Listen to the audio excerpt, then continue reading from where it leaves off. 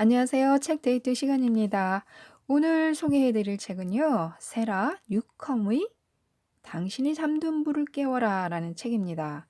세라 뉴컴은요. 행동 경제학자, 또 소비자 심리학, 인지 심리학, 사회 심리학, 의사결정, 개인 자산 관리 분야의 전문가입니다. 심리학 전문가라서 그런지요. 이 책도 우리들이 돈을 바라보는 심리에 대해서 아주 정확하게 짚어주고 있습니다. 그동안 돈에 대해서 우리가 스스로 좀 부정하고 싶었고 또 제대로 인정하지 않으려 했던 어떤 무의식의 세계를 이 책이 끄집어내고 있다는 그런 느낌을 받았습니다. 이 책은 총 3부로 구성이 되어 있는데요. 1부에서는 왜 유독 내 인생에는 돈이 따르지 않을까? 이 사실에 대해서 말해주고 있습니다. 한 번쯤 우리들이 생각해 보는 주제이기도 하죠. 왜 유독 내 인생에는 돈이 따르지 않을까? 돈은 숫자가 아니라 이야기다. 왜 사람들은 돈 이야기를 꺼릴까? 왜 꺼릴까요? 부모 자식 간에도 돈 거래는 투명해야 한다. 또 친구와 돈 거래하면 우정에 금이 간다. 이런 돈에 관한 얘기는 아주 굉장히 무수히 많은데요. 그만큼 민감하고 꺼려진다는 뜻일 것 같습니다.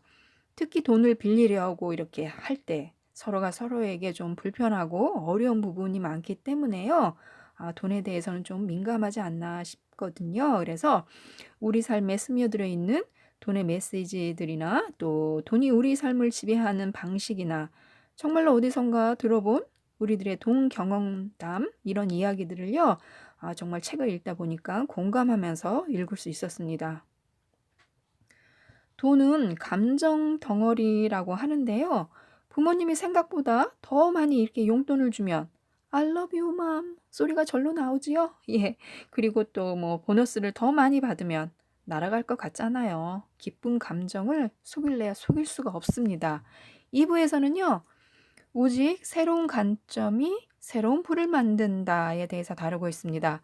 가난과 불을 뛰어넘는 돈 심리학, 당신이 가난에서 벗어나야 할 과학적 이유들, 부와 가난에 대한 편견부터 버려라. 어떻게 하면 돈 걱정을 떨쳐버릴 수 있을까? 내 인생의 주도권을 확보하면 돈 걱정이 사라진다. 새로운 관점이 새로운 불을 만든다. 등등 흥미로운 돈 심리학에 대해서 많은 이야기를 들을 수 있고요. 3부에서는요. 당신 안에 잠들어 있는 불을 깨워라 편인데요. 가장 중요하죠. 이 3부가요. 소득 중심에서 자산 중심으로 전환하라. 또 나만의 재원을 활용해 자산을 만드는 법과 나의 욕구를 중심으로 돈의 출구를 재편성하고 또 자산과 부채 사이에서 균형 잡는 법 등을 다루고 있습니다. 이렇게 책 구성을 살펴봤는데요.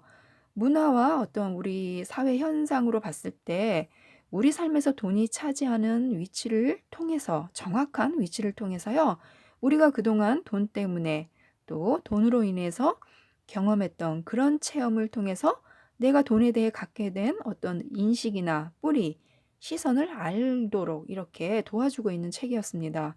지금 내가 갖고 있는 돈에 대한 고정관념, 또 사고방식, 생각의 맥을 짚어준 거죠, 이 책이.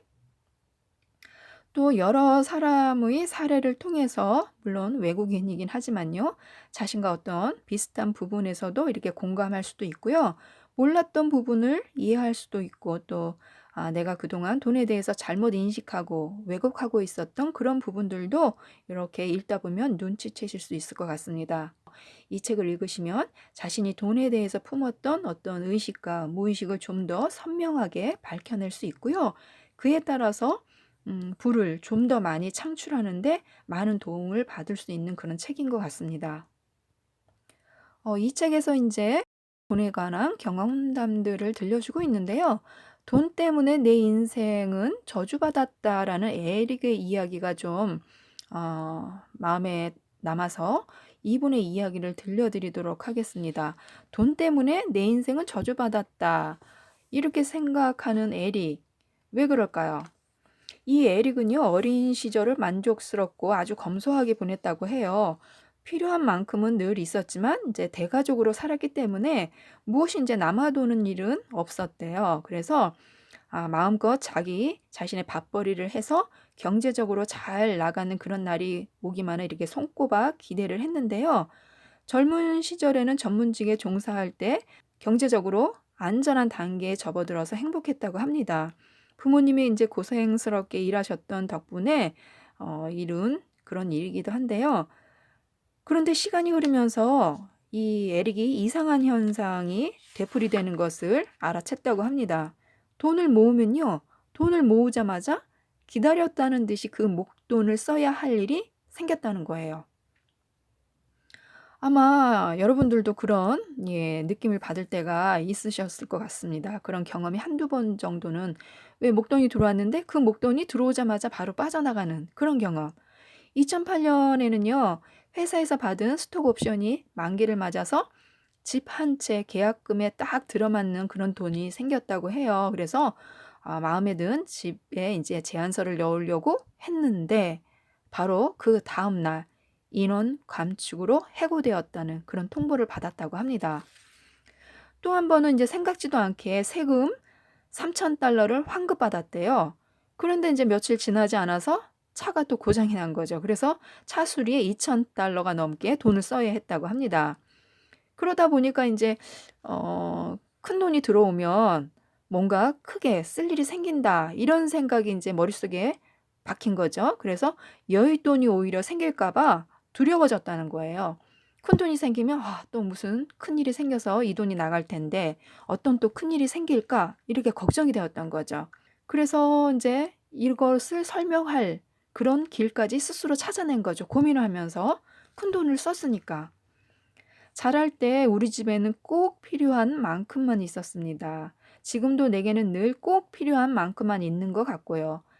필요한 것보다 더 가질 때는 늘 생각지도 못한 일이 일어나 빠져나갑니다. 그러니 아마도 나는 꼭 필요한 만큼만 갖고 더는 갖지 말아야 마땅하나 봅니다. 이렇게 생각을 한 거죠. 딱 그만큼만 가져야 되는 그런 사람이 아닌가 이렇게 생각을 하게 된 거예요. 그래서 저는 이 글을 읽으면서 그렇지. 이렇게 생각하는 사람들도 많이 있겠구나. 하는 생각이 들어서 이 글을 소개해 드렸는데요. 그 뒤에 또 이야기가 나옵니다. 이제 이 책을 쓴 저자가 처방을 해준 거죠. 이렇게 생각을 갖고 있는 분에 대해서. 이렇게 왜곡된 돈 경험을 바꾸는 전략에 대해서 이 저자가 말을 해주고 있는데요. 체험담을 바꾸라고 얘기를 하고 있습니다. 그러니까 에릭은 목돈을 모을 때마다 큰 돈이 들어갈 일이 어떤 일이 이제 일어나서 통장 잔액이 바닥났다고 생각을 하잖아요. 더 큰 일이 생겨서 자기 돈이 저주받았다. 이렇게 결론을 짓고는 생각지 못한 돈이 생기면 또 무슨 일이 일어날까 봐 두려움을 느끼는 거예요. 그래서 뭐 어떠한 커다란 힘이 이 에릭이 움직이지 못하도록 그 사람이 필요한 것보다 조금 더 많이 돈을 갖지 않기를 바라고 있는 것처럼 믿게 된 거죠. 그런데 이 저자는요, 에릭이 만약에 다르게 해석했다면 어떻게 됐을까 하고 의문을 제시하고 있습니다. 만약 운이 엄청나게 좋다고 이렇게 해석을 했다면요, 어땠을까요? 살면서 느닷없이 우리가 이제 돈 들어갈 일이 많이 생기잖아요.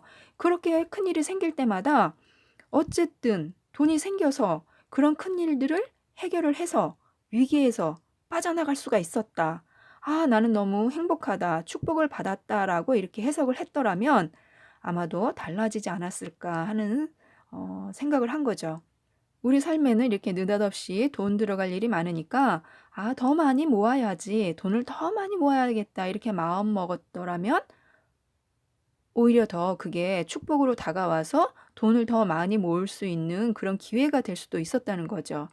필요한 만큼 늘 내게 돈이 있다고 풍요가 정말 묻어난다. 나한테는 뭐 돈 쓸 일이 생기면 또 다른 돈이 큰 돈이 들어온다. 이렇게 긍정적으로 자기의 신념을 바꾸고 끌어냈다면 어떻게 됐을까요? 돈에 대해서 같은 사건을 관점만 바꿔서 해석을 해도 돈에서 다른 감정을 경험할 수 있다는 거예요. 보다 더 긍정적으로 바꿀 수 있는 것을 왜 부정적으로 해석을 해서 이렇게 스스로가 어렵고 힘들게 만들었을까? 긍정적으로 바꿔서 내가 돈 쓸 일이 생기면 어디선가 돈이 들어온다. 이렇게 긍정적으로 생각을 했더라면 미래가 훨씬 더 밝을 수도 있었고 돈을 더 많이 모을 수도 있는 자신의 신념을 바꿔서 이룰 수도 있는 부를 이 사람은 부정적으로 생각했기 때문에 차단하지 않았나 그런 생각을 했습니다. 또 중요하게 볼 부분이 있는데요. 소득 중심에서 자산 중심으로 전환하라입니다. 우리들은 보통 소득이 회사에서 나온다고 생각을 해요. 밖에서 들어오는 거죠. 그런데 실상은 우리들이 일해서 소득이 발생하는 거니까 재산을 유지하고 다음 세대에 물려주고 불리기 위해서는요, 사고의 전환이 필요하다는 거예요. 어떻게요? 소득 중심이 아니라 자산 중심으로 생각을 해야 된다는 거죠. 즉, 자기 돈이 어디에서 나왔는지를 이해했고요. 자산 관점으로 이해한 사람들이 그림을 더 크게 봤다는 거예요. 자산이 소득보다 큰 개념으로 이해하시면 될 것 같은데요.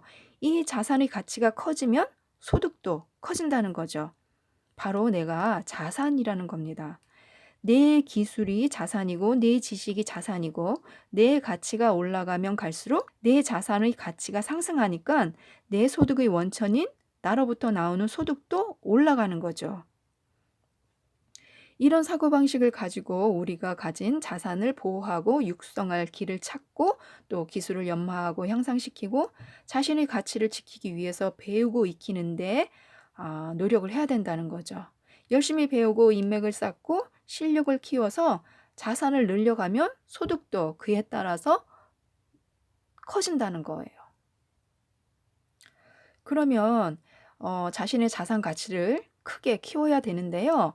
어떻게 하면은 나의 자원을 하나씩 둘씩 만들어 나갈 수 있을까요? 자신의 재원을 활용해서 자산을 만드는 법이 있는데요.